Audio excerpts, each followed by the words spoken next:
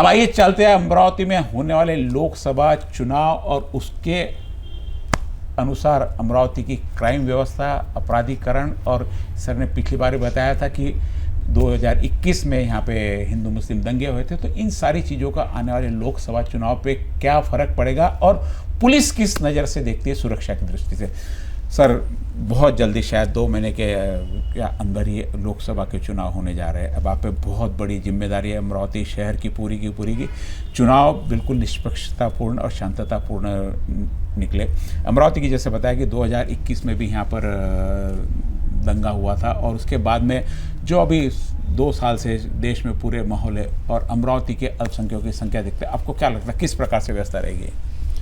लोकसभा चुनाव में शांततापूर्ण वातावरण में और निष्पक्ष वातावरण में हो, ये प्रशासन का एजेंडा है और इसके ऊपर काम शुरू हो गया है।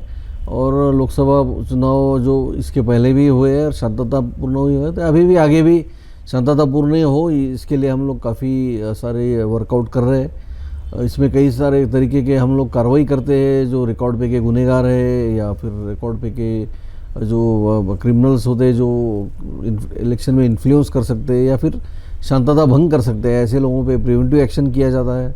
ऐसे लोगों को अगर ज़रूरत पड़े तो हद पार की उनको नोटिस देके उनको बॉन्ड ओवर किया जाता है और कोर्ट की परवानगी से भी कुछ लोगों को हद पार करने के लिए प्रस्ताव भेजा जाता है। और कुछ लोगों के ऊपर जो गंभीर गुने दाखिल हैं या जिनके ऊपर पहले रिकॉर्ड है, ऐसे लोगों को नोटिसेज देना, प्रिवेंटिव एक्शन करना, ये एक उसका भाग होता है। तो वो सब चीज़ें हम लोग करेंगे।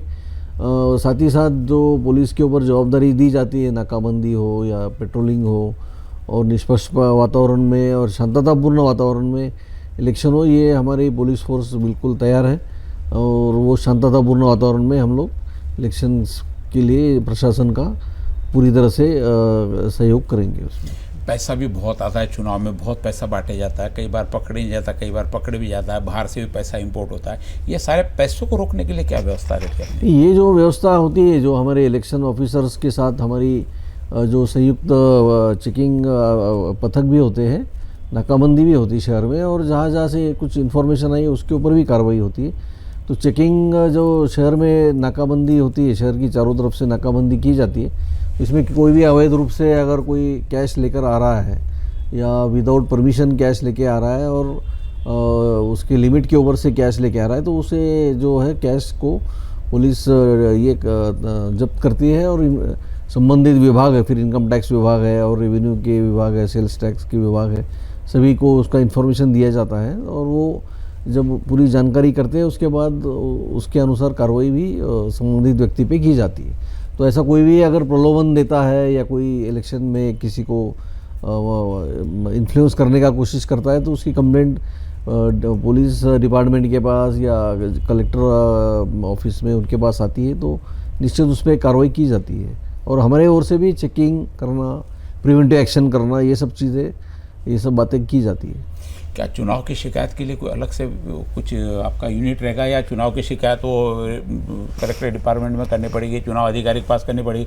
कई बार पुलिस वाले बोलते थे हमारा काम नहीं, आप चुनाव अधिकारी के पास जाओ। नहीं, ऐसा कुछ नहीं होता। जब कोई भी तकरार पुलिस स्टेशन में आती है, 112 पे आती है, उस पेपर पर एक्शन लिया जाता है। और कई सारे लोग कमीशन को या जिलाधिकारी को भी तकरार करते हैं, तो वो भी उनके ओर से जो डायरेक्शन आते हैं उसके ऊपर तुरंत कार्रवाई की जाती है। अभी तो इलेक्शन कमीशन भी इतना पारदर्शक हो गया, उनका खुद का अपना वेबसाइट है, ऐप है, वो सभी के ऊपर लोग कंप्लेंट कर सकते हैं, तो वो तुरंत एक्शन ली जाती है उसके ऊपर। तो लोगों के अवेयरनेस के लिए इलेक्शन कमीशन ने खुद ऐप्स बनाए हैं और उनका वेबसाइट भी है और कलेक्टर ऑफिस का भी डायरेक्ट लिंकेज है। तो कलेक्टर के पास जो इलेक्शन ऑफिसर होते हैं उनके पास कंप्लेंट होती है, तो तुरंत पुलिस के रिलेटेड जो भी बातें होती है उस पर एक्शन लिया जाता है। यानी शिकायत कैसे कुछ भी करना पुलिस को ही काम है, उसका निराकरण पुलिस को ही करना है। हाँ, मतलब जो क्राइम के रिलेटेड है, जो पुलिस के रिलेटेड जो शिकायत है उस पर डेफिनेटली पुलिस एक्शन लेगी। और जो कायदा है, कानून का IPC है, PR एक्ट है, उसके अनुसार कार्रवाई होगी। अपराधी लोगों का राजनीतिक लोगों में कितना महत्व होता है और किस प्रकार से आप उसको कंट्रोल करते हैं? क्योंकि कितने भी लोग तड़ी पार करो, लेकिन फिर भी कई अपराधी जो शराइत गुनहगार नहीं है या कहो कि आपके लिस्ट में नहीं है लेकिन अपराध करते हैं, तो उनका भी दबाव रहता है वोटिंग के लिए, वोट ना करने के लिए दबाव बनाया जाता है। ऐसे में कंट्रोल किस प्रकार से इस टाइप के जो भी लोग हैं, जो अगर कोई किसी को डरा धमकाते हैं या प्रलोभन देते हैं या कोई किसी वोटर को दबाव देता है, तो वो व्यक्ति की अगर हमारे पास खबर आती है और हमारे भी सोर्सेज से हमें पता चलता है, इंटेलिजेंस से ऐसा कोई कर रहा है, उस पर तुरंत कार्रवाई की जाएगी। और अभी से जो प्रिवेंटिव एक्शंस शुरू की गई है या जो करने वाले हैं हम लोग जो इलेक्शंस के दरमियान, तो वो सभी जो भी ऐसे तबके हैं जो रिकॉर्ड पे गए क्रिमिनल्स है, तड़ीपार है या जो भी हद पार किए गए रिकॉर्ड पे गए क्रिमिनल्स है, सभी पे स्ट्रिक्ट एक्शन लिया जाएगा। उसमें अवैध दारू बेचने वाले हो, अवैध धंधे करने वाले हो, अवैध कोई जुगार मटका चलाने वाले हो, अवैध जो भी धंधे करने, जो भी अवैध व्यवसाय करने वाला हो, जो इलेक्शन में किसी को इन्फ्लुएंस करने के लिए कोई हिम्मत कर रहा है, ऐसे हर व्यक्ति के ऊपर कड़क कार्रवाई की जाएगी। और वो कोई भी व्यक्ति इलेक्शन में या कोई भी इलेक्शन प्रोसेस को डिस्टर्ब न कर पाए, न कर सके, इस तरह की कार्रवाई उसके ऊपर की जाएगी। बाहर से हथियार भी बहुत इंपोर्ट होते हैं, शहर में आते हैं, गांव में बहुत सारे हथियार भी है, तो इसके लिए भी कोई ऑपरेशन रहेगा इलेक्शन से पहले? ये तो कोम्बिंग ऑपरेशंस है या हथियार ढूंढना है, हथियार को वापरने वालों को कार्रवाई करना, ये सब हमारे प्रिवेंटिव एक्शंस का एक पार्ट है। जहाँ से भी हमें इंफॉर्मेशन मिलती है डिपार्टमेंट को, लोगों को कार्रवाई तो करती है। कोई ऐसा लेकर घूम रहा है, जो भी इंफॉर्मेशन आती है पुलिस को अलग अलग सोर्सेज से, इस पर कार्रवाई की जाएगी। और कोई किसी प्रकार का कोई इन्फ्लुएंस किसी लोगों को डराने धमकाने के लिए करता है, तो संबंधित व्यक्ति पे कड़क कानूनी कार्रवाई की जाएगी। ये तो मैं आपको एश्योरेंस देता हूँ। और ऐसा कोई भी वाकया नहीं होगा, इसके लिए हम कटिबद्ध है और पुलिस विभाग पूरी तरह से तैयार है इस ऐसे सभी बातों को निपटने के लिए। कई बार होता है सर, कई अपराध होते हुए दिखता है लेकिन शिकायत नहीं रहती, पुलिस कोई कार्रवाई नहीं करती। क्या चुनाव के दौरान ऐसा पुलिस सुमोटो खुद का कर सकती है, या कहीं ऐसा रहे कि भाई अपराध हुआ लेकिन अपराध दर्ज नहीं हो तो छूट गया, पुलिस वालों पे कभी कार्रवाई होती है कि क्यों नहीं अपराध दर्ज हुआ करके? नहीं, सार्वजनिक ठिकान पे कोई अगर कायदा हाथ में लेता है तो पुलिस भी शिकायत देकर उस पर गुनाह दाखिल करेगी। और अगर कोई बंद दरवाजे में भी कुछ करता है और उसकी बातें छुपाता है तो भी उसके ऊपर हम लोग कार्रवाई करेंगे, ये मैं आपको आश्वस्त करता हूँ। बट उसकी जैसी जानकारी आती है, अगर वो फिरियादी भी अगर फिरियाद देने से डर रहा है तो उसको आश्वस्त करते कि हम लोग पुलिस कानून आपके साथ है। कि फिरियादी फिरियाद करने से डरता नहीं, लेकिन दिखते रहता, सबको दिखते रहता, और दूसरा आदमी बोले मैं बीच में क्यों पढ़ूं।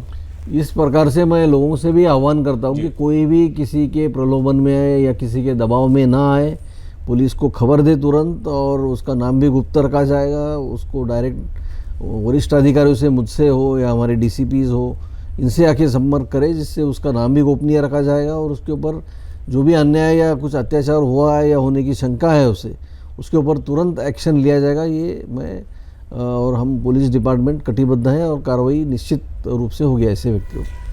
आने वाले चुनाव में अपराधियों को, राजनेता को, जनता को क्या संदेश देना चाहेंगे अलग अलग तीनों का?